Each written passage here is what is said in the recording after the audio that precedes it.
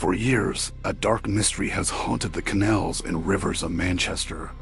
Body after body, pulled from the cold, murky water.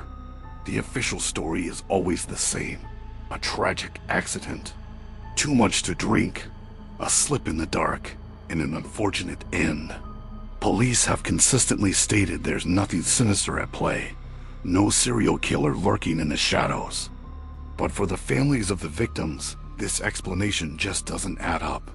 The victims are overwhelmingly young men. They disappear without a trace during a night out with friends. Their phones suddenly go dead, cutting off all contact. Days, sometimes weeks later, their bodies are discovered in the waterways.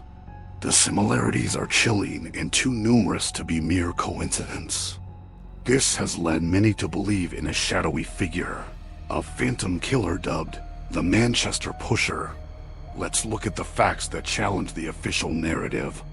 Some victims were found with unexplained injuries, inconsistent with a simple fall into the water. In certain cases, post-mortem examinations revealed very little water in the lungs, suggesting they might have been dead before even entering the canal. Others were discovered in locations far from where they were last seen, raising questions about how they could have possibly ended up there on their own. Despite these unsettling details, authorities have repeatedly dismissed the idea of a serial killer.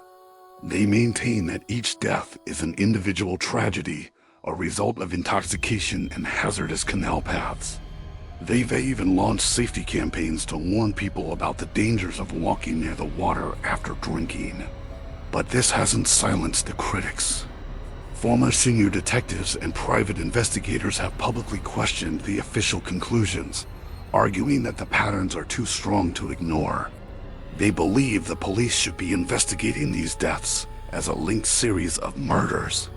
The families, left with no answers and a lifetime of grief, feel their losses are being dismissed.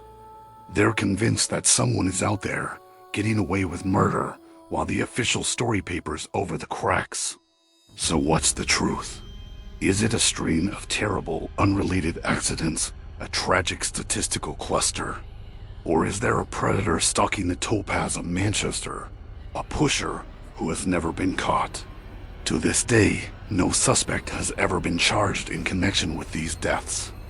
The cases remain officially closed as accidents, but for many, the mystery is far from solved. The questions linger, the families wait for justice, and the waters of Manchester keep their secrets. What do you think is really happening? Let me know in the comments below. Thanks for watching.